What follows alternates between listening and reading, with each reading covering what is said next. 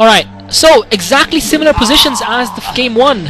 Is this irony? Is this fate? Is this tragedy? Time will tell. FirebatHero at 12 o'clock and Savior at 6 o'clock. And I anticipate Savior will go for a 3 hatchery build this time. I don't think he will try a Ling Rush again like he did in game 1. And I think FirebatHero will probably go for his 1 racks into Command Center like he did in game 1. That 1 racks into Command Center has worked very well for FirebatHero. He did it on Loki. It didn't work there because Savior had the easy 3 gas.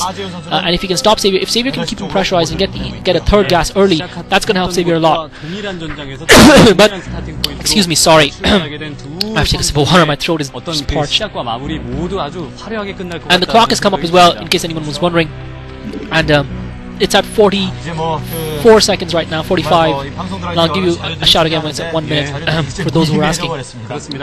So similar positions, probably similar strategies. I hope Savior goes for the hatchery first this time. And I've just got my stream buffering. So after you guys got all synced up to me, my stream buffered. Sorry about that. I'm just looking at Savior's poster there. I have to say that's not the best poster. Looks a bit lazy. But obviously Savior liked it because he decided to employ it in this matchup. And I'll let you guys know what the time on my clock is. We're just looking at FirebatHero's poster, and I think FirebatHero is a much better name than Brack, so I'm going to call him that. I think Brack is just lame. What kind of a name is that? It's almost as bad as Justin. Not quite, but almost as bad as Justin. FirebatHero going for that first barracks after the first supply depot, and I guess we'll see him put up that refinery in the command center. And Savior sending out a couple of drones, probably to scout. And it does look like I didn't see if he went for the early spawning pool. I certainly don't think he did. And Savior now setting up that setting up his natural hatchery, and FirebatHero didn't send an SCV at the start. Savior hasn't put up his spawning pool, so Savior thankfully not doing the silly thing that he did in game 1, which I believe allowed FirebatHero to subsist a little bit better in the mid game. And Savior looks like he's going for that. Savior's going to scout that drone at the 3 o'clock position, just trying to find FirebatHero's base. It'd be interesting if Savior took a really huge risk and set up a hatchery there as well. That would be very risky if he did that. But he must know where FirebatHero is by now, having completed his scout. And FirebatHero, and Savior should be able to block his ramp now. This last time around, Savior didn't block his ramp, so that's what Savior needs to do. He needs to block his ramp versus FirebatHero. Savior's starting up his spawning pool, so he's starting up the spawning pool before the 3rd hatchery. I think he could have probably afforded to put up that 3rd hatchery. It looks like FirebatHero is going to go for that command center as well. It'll be interesting to see what FirebatHero does here, whether he goes for that command center or whether he decides to change his strategy. I think that 1 racks into command center has worked well for him. It worked very well for him on Desperado, so I wouldn't be surprised to see it here as well. And Savior with that drone position outside FirebatHero's natural expo, just to anticipate incoming marines, and FirebatHero is sending a marine out. But Savior, the fact that he put up that spawning pool before he went for that 3rd hatchery, FirebatHero just scouting around with that SCV to try and make sure Savior hasn't got a 3rd gas expo set up, as I suggested he might try, as I suggested he should probably try and do. But if he had done that, it would have been a mistake. And FirebatHero is building a proxy barracks, so this is not going to be a long game, guys. This is not going to be a long game. FirebatHero with the proxy barracks, and very audacious by FirebatHero. It'll be interesting to see if Savior can cope with it. Certainly Savior is not going to scout it, but FirebatHero with the proxy barracks, and Savior doesn't know what's coming. Savior is not going to know what's coming. That proxy barracks might do him in. Savior is not going to have Sunkens up, and he might find himself in a huge world of trouble. If FirebatHero can get an early group of marines into Savior's main behind that refinery, Savior's going to find himself in a huge amount of trouble. FirebatHero just a slight lapse of concentration, not microing that SCV very well, and Savior manages to get it down pretty low on health, and a single Zergling hit will be enough to finish it. So FirebatHero with a proxy barracks, Savior's going to find this very hard to defend. FirebatHero is probably going to have his academy up pretty soon. FirebatHero has got his refinery up almost, so we're going to anticipate his academy is probably going to be up as well. And Savior's going to be in huge trouble here because he doesn't have a single sunken. He's not anticipating. He's going for the early lair. This might be GG here by FirebatHero. I think FirebatHero is going to.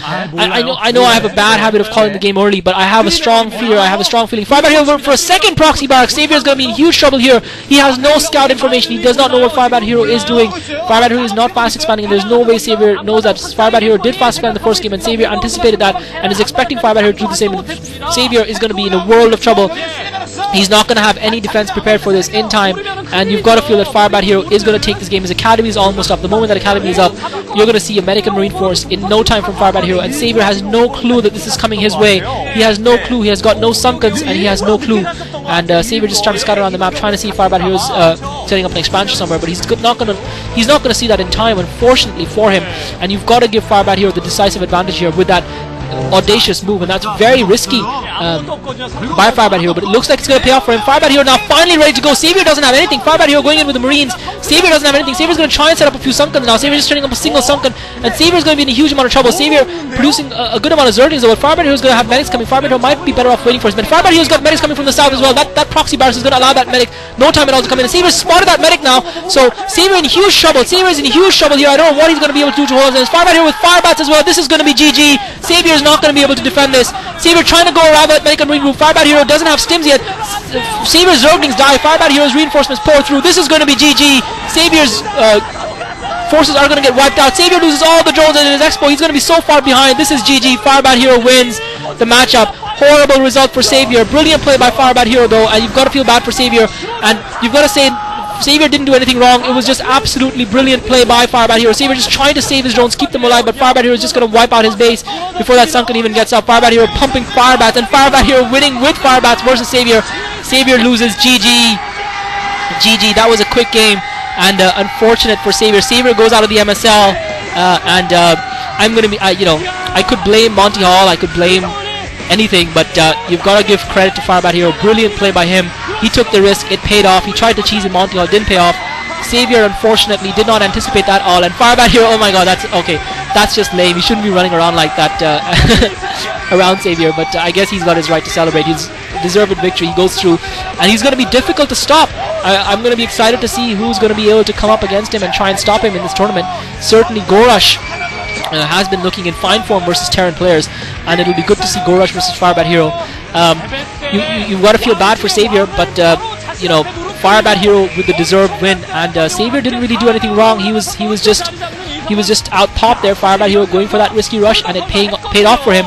And that's the first time I think we've seen a proxy barracks rush on Python. So I don't think that was completely unexpected. We haven't seen that before, and FirebatHero with an act of brilliance winning that game. So well played by FirebatHero. If Savior had put up a couple of Sunkens, I mean, Savior plays very close to the line. Savior plays very close to the line. He only puts up Sunkens if he feels he needs them, and he relies on his game sense to be able to have almost the right amount of units that he needs. But unfortunately, on that occasion, Savior's playing close to that line and not building any Sunkens worked against him. So GG, well played FirebatHero. He goes through the next round, a deserved victory, and you can't begrudge FirebatHero for that. Well played by both players. So that was a great matchup. I guess the ending was a little bit anticlimactic, even though FirebatHero executed that attack brilliantly, and Savior just did not anticipate that. So GG guys.